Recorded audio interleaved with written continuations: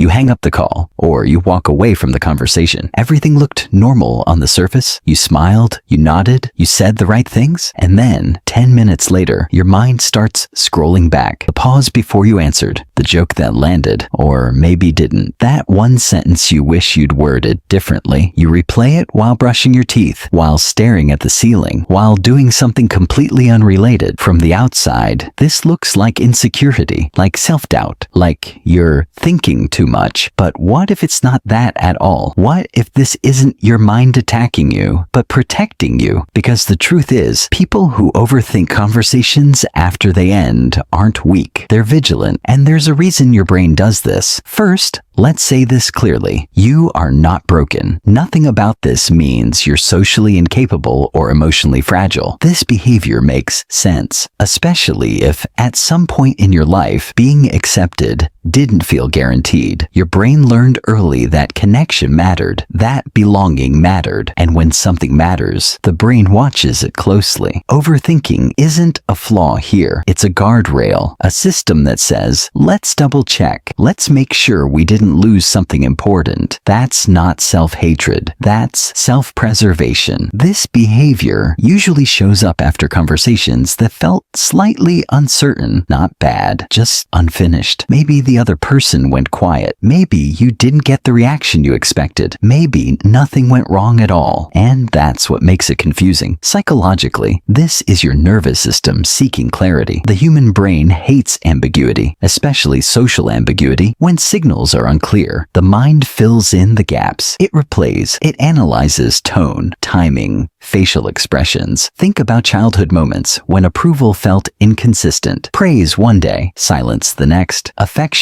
that came with conditions. Your brain learned to scan for shifts, to review interactions for hidden meaning. So now, as an adult, the habit remains. Not because you're insecure, but because once upon a time, being alert kept you safe. Another layer appears in close relationships. You leave a conversation with someone you care about, and suddenly you're wondering if you said too much or too little. This comes from attachment patterns, not labels. Patterns. When connection feels valuable and slightly fragile, the mind works overtime to protect it. Replaying conversations becomes a way to maintain emotional safety. It's the brain saying, if I can understand what happened, I can prevent distance. You're not trying to control people. You're trying to keep closeness intact. And yes, it can be exhausting, but it didn't come from nowhere. Then there's overstimulation. Modern conversations don't end cleanly. Texts trail off. Voice notes pause mid-thought. People multitask while talking to you. Your brain doesn't get closure, so it loops. This is especially true for people who feel deeply, who notice subtleties, who read rooms without trying to. Your mind processes conversations the way some people process music, replaying it to catch what others missed. It's not obsession, it's sensitivity. Overthinking also shows up when identity is involved, when you care how you're perceived, not because you're fake, but because being misunderstood once hurt more than you let on. So now your mind checks, did I come across wrong? Did I sound rude? Did I overshare? This isn't about impressing people. It's about protecting who you are from being misread. The brain would rather replay than risk shame, even if the replay itself becomes uncomfortable. And this is where it gets interesting. Most people think overthinking conversations is about the future, about what others might think later, but it's actually about the past, about moments where you didn't get to explain yourself, where your intentions were misunderstood, where silence followed vulnerability. The brain remembers those moments, and now it tries to prevent them by reviewing everything. As you age, this behavior changes. It doesn't disappear, it evolves. When you're younger, overthinking feels sharp, urgent, like every conversation could change everything. Later, it becomes quieter, more reflective. You don't replay because you're afraid of rejection. You replay because you're aware of nuance. Life teaches you that words land differently depending on timing, tone, context. So your brain adapts. The same habit that once protected your belonging starts protecting your integrity. It's not the same fear. It's a different awareness. At its core, overthinking conversations is a form of emotional regulation. It gives your mind something familiar easier to hold on to, like replaying a song you already know. In chaos, the brain seeks predictability, and replaying the past feels safer than facing the unknown. It's an anchor, a mental blanket. When emotions feel uncontained, the mind contains them by reviewing, by organizing, by narrating what happened. This is how some people calm themselves, not by distraction, but by understanding. So if this is you, lying in bed replaying a sentence from hours ago, know this: your mind isn't attacking you. It's trying to make sense of connection. It's trying to keep you safe in relationships that matter to you. There is nothing shameful about that, nothing defective. It's human to revisit moments that carried emotional weight. It's human to care how you show up. And maybe the most important thing to remember is this: overthinking conversations doesn't mean you live in the past. It means you value connection, you value meaning, you value being understood. That's not a flaw. That's a reflection of depth. And you don't need to erase that part of you to be okay.